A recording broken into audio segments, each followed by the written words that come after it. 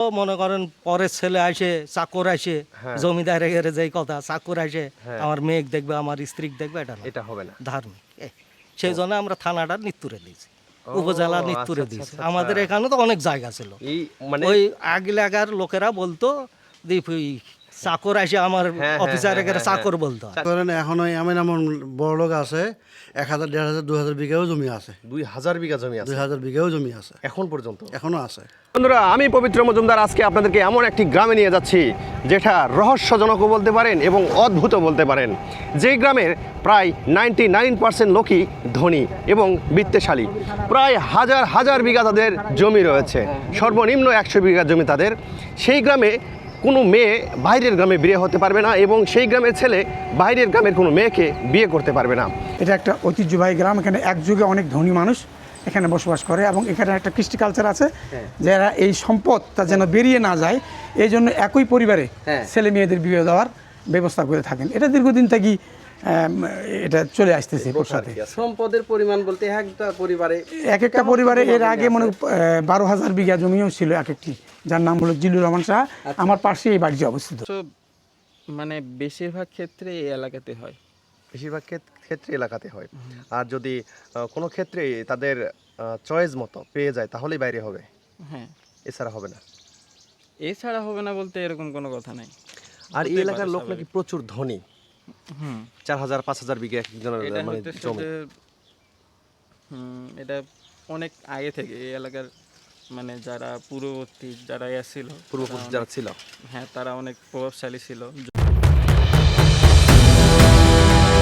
এই পবিত্র মজুমদার আজকে আপনাদেরকে এমন একটি গ্রামে নিয়ে যাচ্ছি যেটা রহস্যজনকও বলতে পারেন এবং অদ্ভুতও বলতে পারেন। যেই গ্রামের প্রায় 99% লোকই ধনী এবং বিত্তশালী। প্রায় হাজার হাজার বিঘা তাদের জমি রয়েছে, সর্বনিম্ন 100 বিঘা জমি তাদের। সেই গ্রামে কোনো মেয়ে বাইরের গ্রামে বিয়ে হতে পারবে না এবং সেই গ্রামের ছেলে বাইরের গ্রামের কোনো মেয়েকে বিয়ে করতে পারবে না। এই রকমই নিয়ম নীতির মধ্যে একটা সামাজিক বন্ধনে তারা আবদ্ধ হয়ে আছেন এবং সেই গ্রামে যে বাইরের একটা লোক বিয়ে করবে এটাও কিন্তু করতে পারবে না, কারণ তারা সবাই নাকি বৃত্তশালী এবং অনেক যোগ। তাদেরকে বলা হয় সাবু বংশ, তাই না ভাই? তারা সাবু বংশের লোক। এই এলাকা এরকমই বলছে এলাকার লোকজন যে তারা সাবু বংশ, বিধায় তারা অন্যজনকে বা অন্য এলাকায় বিয়েও দেয় না, তারা অন্য এলাকার লোককে বিয়ে করেও না। আমরা এখন যে এই যে পথের রাস্তা ধরে চলে যাচ্ছি, এটা কিন্তু আর কোথাও নয়, এটা বাংলাদেশের নওগাঁ জেলার পোরশা গ্রামে, পোরশা উপজেলার পোরশা গ্রামেই কিন্তু এই পাড়াটি বা এই মহল্লাটি অবস্থিত। সেই মহল্লাতে বা সেই পাড়াতেই কিন্তু আজকে আমরা আপনাদেরকে নিয়ে যাচ্ছি। আর যেতে যেতে দেখতেই পাচ্ছেন আমার মাথার ওপরেই কিন্তু ম্যাঙ্গো মানে আমের রাজ্যে চলে আসছি। এই আমের রাজ্যের ভিতর দিয়ে কিন্তু আমরা ছুটে চলেছি সেই শাহু বংশের দেখার জন্য।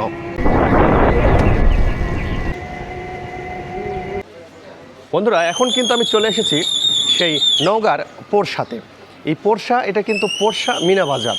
এখন মিনাবাজার থেকে সেই যে পাড়াটা রয়েছে, সেই গ্রাম রয়েছে, সেই গ্রামে কিন্তু এখন আমি পায়ে হেঁটে যাচ্ছি। আপনারা দেখতেই পাচ্ছেন এই রাস্তা ধরে কিন্তু আমি সেই হেঁটে চলেছি সেই যে বৃত্তশালী বা ধনী গ্রাম রয়েছে তাদের খোঁজে বা তাদের উদ্দেশ্যে। দেখি তাদেরকে পাই কিনা। তবে আশেপাশে যে ঘরবাড়িগুলো দেখা যাচ্ছে সেগুলো কিন্তু খুব বড় বড়। বন্ধুরা, আপনারা দেখতেই পাচ্ছেন আমি কিন্তু এখন পোরশার সেই গ্রামে রয়েছি যেই গ্রামের ছেলে মেয়েদের বাইরে বিয়ে দেওয়া হয় না। আপনারা দেখতেই পাচ্ছেন আমার চারিপাশে যে ঘরবাড়িগুলো, এগুলাই কিন্তু সেই শাহপাড়া।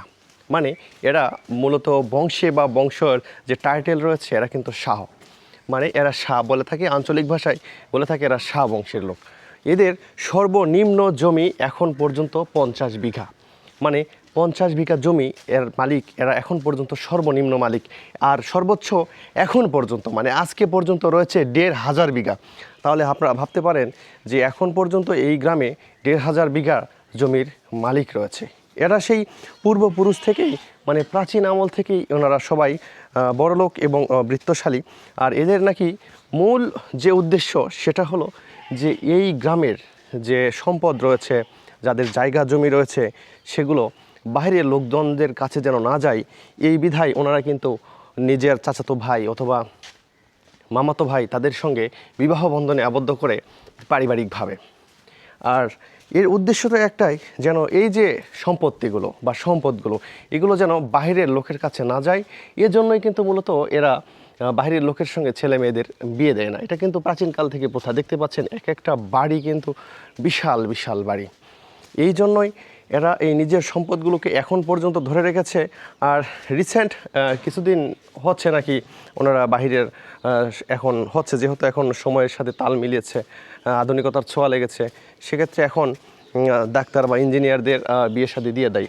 এই প্রাচীন যে মাটির বাড়িটা দেখতে পাচ্ছেন, এগুলো কিন্তু প্রাচীন ইটের বাড়ি। ওই যে দেখা যায় প্রাচীন মাটির বাড়ি, এক একটা প্রায় কিন্তু 4 তলা বিল্ডিংয়ের সমান। যে এই সেই সময়ে যে এরা যে মূলত সে আমল থেকেই এরা বৃত্তশালী বা বড় লোক, এগুলো দেখলে কিন্তু বোঝাই যায়।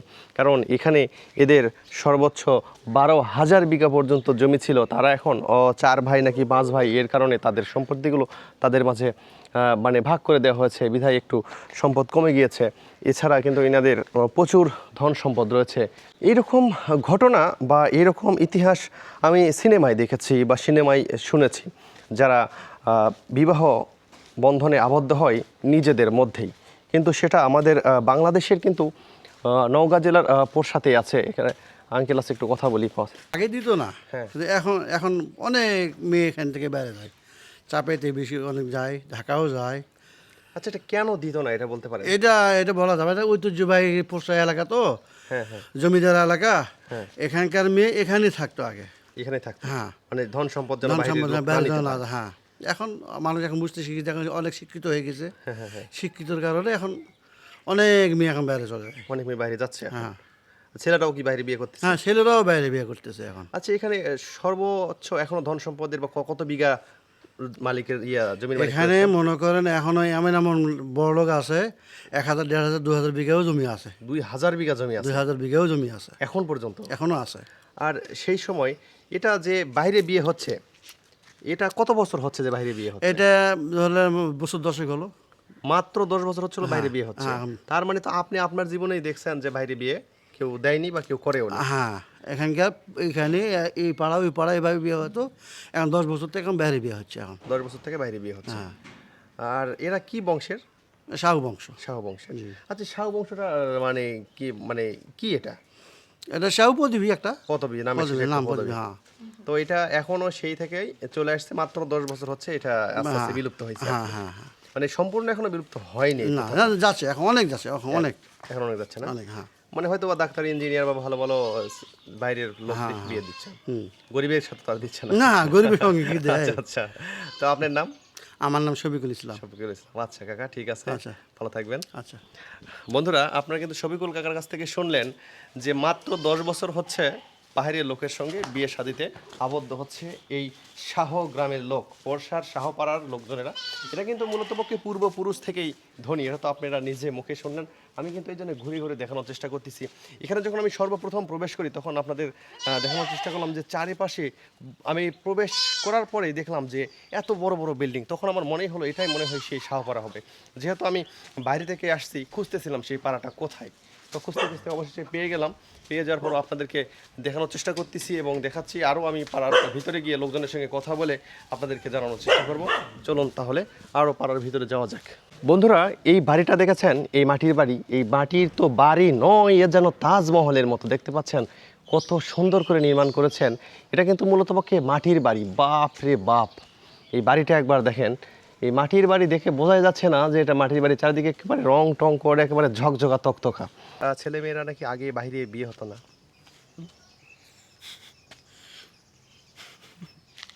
হ্যাঁ এমন প্রশ্ন করে বসলেন আপনি। হ্যাঁ, এটা আমি খুঁজে বেড়াচ্ছি। বিয়ে হতো না বলতে, এটা একরকম ট্রেডিশন ছিল এই এলাকার। এখন হয়, অনেকেরই হয়। এটা কি হয় না? এটা আপনি আপনার বয়সেই দেখছেন যে হয় না?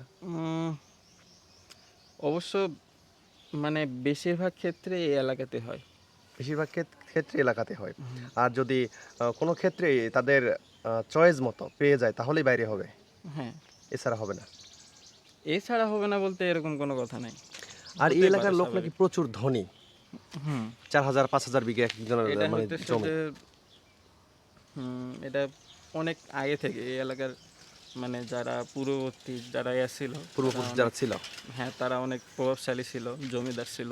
হ্যাঁ হ্যাঁ হ্যাঁ, মানে পুরো বাংলাদেশে শাসন করতো। হ্যাঁ জমিদারি করতো। ও আচ্ছা আচ্ছা, মানে যখন জমিদারি প্রথা ছিল সেই সময় যেহেতু এই এলাকা নাকি সবাই বড় লোক ছিল, হ্যাঁ বিধায় কেউ বাইরে বিয়ে দিত না বা বাইরে কেউ বিয়ে করতো না। হ্যাঁ ওই সময় থেকে বলা যেতে পারে এরকম একটা। এখনো সেটা আছে না? এখন এই বাইরে বিয়ে হয়তো অনেকে, সেটা তাদের মতো বড় লোক দেখে তাদের সঙ্গে হয়। হ্যাঁ সেটা তো আচ্ছা, অনেকে বলতেছে ইসলামের যে নিয়ম। তাদের উদ্দেশ্য যে তাদের এই ধন সম্পদ যেন বাইরের লোক না পায়। অনেকে তো অনেক রকম কথা বলে, এখন মন মাইন্ড মিললেই সেটা হয়ে যায়। ও আচ্ছা। পৃথিবীতে বিভিন্ন দেশ বিভিন্নভাবে তাদের রাজ্য এবং সমাজ পরিচালনা করে আসে এবং বিভিন্ন দেশের জেলা রয়েছে এবং উপজেলা রয়েছে, অনেক দেশের প্রদেশ রয়েছে, তারা বিভিন্নভাবে বিভিন্ন সমাজকে অবলম্বন করে বেঁচে থাকে। ঠিক আমাদের বাংলাদেশের নওগাঁ জেলার লোকজন একটু আলাদা রকম। তার মধ্যে পোরশা রয়েছে উপজেলা। এই পোরশা উপজেলা ছিল আগে রাজতন্ত্র, এরপরে রয়েছে জমিদারি প্রথা। সেই জমিদারি প্রথার জমিদাররা এখনও জীবিত রয়েছে নওগাঁর পোরশা উপজেলায়, যারা অনেক ধার্মিক এবং ধর্মকে সম্মান করে শ্রদ্ধার সহিত এখন পর্যন্ত বেঁচে রেখেছে। একটা ইতিহাস রয়েছে, জি এটা নাকি মোটামুটি এখন থেকে 100 বছর আগেও ছিল। অনেকে বলতেছে যে 50 বছর হলে বিলুপ্ত হয়েছে, অনেকে বলছে যে হয় না, এখনও কিছু রয়েছে বা কিছু হয়েছে। এই যে বিয়ে বাইরে হয় না, জি আবার কোনো চাকর এসে মা বোনদের দেখবে, এই কারণে আপনারা থানা বাইরে দিয়েছেন, কারণ আপনারা জমিদার ছিলেন। জি এই সম্পর্কে আমাকে যদি একটু সংক্ষেপে বলতেন আপনি। আপনি যে কথাটা বলতেছেন এই কথাটা আমরাও অনেক দিন আগের থেকে শুনে আসতেছি যে আমাদের পূর্বপুরুষ আদি পুরুষ যারা ছিল তারা জমিদার বংশের লোক ছিল, তারা তাদের নিজের মেয়ে বা ছেলে এরা বাইরে বিয়ে দিত না, যেহেতু এরা নিজের সম্পদকে মিরাজ হিসাবে প্রাইজ হিসাবে বন্টন করে। এখন যদি মেয়েকে বাইরে দিয়ে দেয় তো সম্পদটা বের হয়ে চলে যাবে আর কি, সম্পদটা বের হয়ে চলে যাবে। এই জন্য তারা করতো কি, তারা তাদের চিন্তা ভাবনা হিসাবে তারা নিজের মেয়েকে নিজের আত্মীয়ের ভিতরে দিয়ে দিত, যাতে করে সম্পদটা নিজের মধ্যে রোলিং করে নিজের মধ্যে থেকে যায়, অন্য জায়গায় আর না যায়।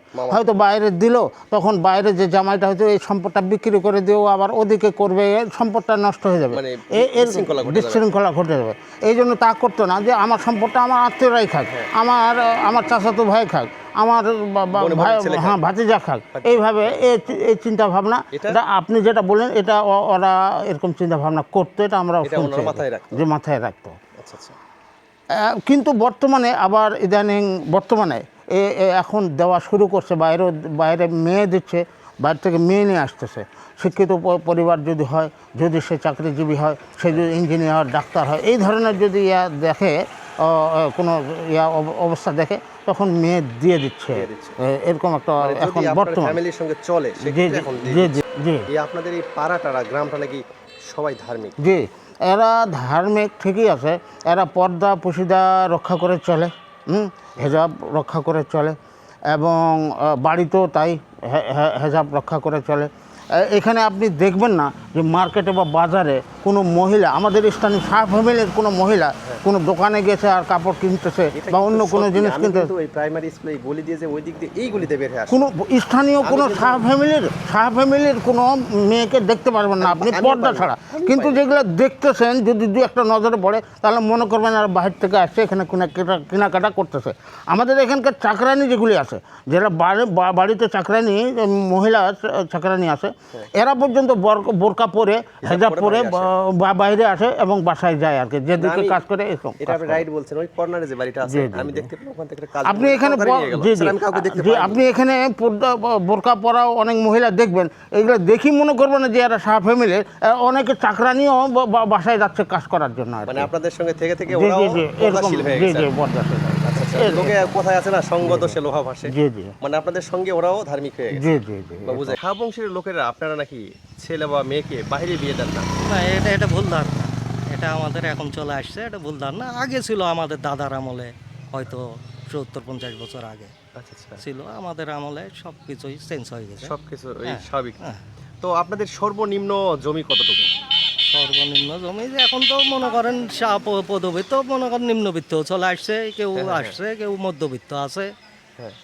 এই না, আমি জানলাম যে আপনাদের যে সর্বোচ্চ আজ থেকে 50 বছর আগেও আপনাদের জমি ছিল জমিদার 12,000 বিঘা। জমিদার ছিলেন ছিল, আপনারা। এখন জমিদার ছিল। এখন মনে করেন পর্যায়ক্রমে যেমন আমার বাবার ছিল অনেক জমি, আমরা মনে করেন 7 ভাই 6 বোন হ্যাঁ, তাদের মধ্যে ভাগ হয়েছে জমিটা। ভাগ হয়ে গেছে। মনে করেন আমার বাবা মার জমিটা ভাগ হয়ে গেছে, 7 ভাই মানে 6 বোন মানে 10 ভাগ হয়েছে। 10 ভাগ হয়েছে।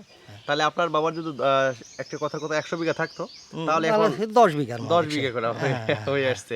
এই ভাগে কমায় গেছে। হ্যাঁ এইভাবে কমায় তো গেছে। আপনার ছেলে মেয়েদেরকে কি আপনি মনে করেন- বিয়ে দিবেন? বাইরে অবশ্যই বিয়ে দেব, বাইরে অবশ্যই। আমার দুইটাই ছেলে, দুইটাই মানে ছেলে। মেয়ে নাই। তাহলে যে আপনি বিয়ান বাড়ি তৈরি করবেন, এটা কি ধরেন আমার বাড়ি বগুড়াতে, হ্যাঁ বগুড়াতেও দিব, যেখানে হবে সেখানেই দিব। ভালো ঘর হলে দিব। ভালো ঘর হলে মনে দিবেন। করেন নামাজি হতে হবে, কোরআনের সাথে সংশ্লিষ্ট হতে হবে, হ্যাঁ। মনে করেন তাবলিগের সাথে সংশ্লিষ্ট হবে। আচ্ছা, আরেকটা কথা বলি, যেহেতু আপনার বোন কয়টা বললেন? আমরা 6 ভাই 7 বোন, 7 ভাই 6 বোন। 6 বোন। আপনার 6টা বোন ওই আপনার কোথায় আছে? 3টা বাইরে বিয়ে হয়েছে, একটা মধবপুরে, আচ্ছা। একটা রহনপুরে, আচ্ছা, আর বাকি 3টা? আর মনে করেন প্রসাদ হয়েছে বড় 3 আপনাদের বোনের। এখানে? হ্যাঁ। আচ্ছা, এখন আমি যদি বলি ওই বাকি 3 জনের মধ্যে একজনের যদি 2টা মেয়ে থাকে, আপনি যেরকম খুঁজতেছেন ঠিক সেই রকম, তাহলে তো আপনাদের ছেলের বিয়ে তাদের সঙ্গে করাবেন। অবশ্যই অবশ্যই, যেখানে হবে সেখানেই করাবো। এটা হলো ভাগ্য, বুঝতে এটা হলো পারছেন? ভাগ্য। কিন্তু আর আগে যে জমিদারি প্রথা যখন আপনাদের ছিল, মানে আপনিও তো জমিদার বংশের, হ্যাঁ তখন বিয়েটা হতো না।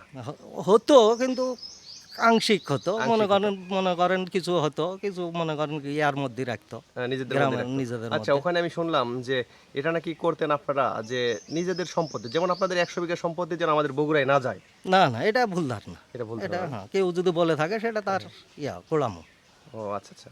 তো আপনাদের যে এখানে মুসাফিরখানা আছে, এটাতে আপনাদের শাহ বংশের? হ্যাঁ চা বংশের, এবং মনে করেন 1800 কত সালে তৈরি ওটা, কত আমি তো দেখিনি, এখন যাইনি। ওটা 1800 কত সালে তৈরি। আচ্ছা, তার মানে এটা মানে আমাদের এটি হলো মানে ধার্মিক এলাকা। মনে করেন বাইরে আমরা কিন্তু পোরশা যেটা থানাটা কিন্তু নিতপুরে, হ্যাঁ, নিতপুর সদর, কিন্তু আমরা পোরশা হিসাবে আমাদের লোকেরা আগে ছিল, মনে করেন মৌলবী ধরনের, মানে পরেশগার ছিল, ধার্মিক ছিল বেশি। ধার্মিক ছিল।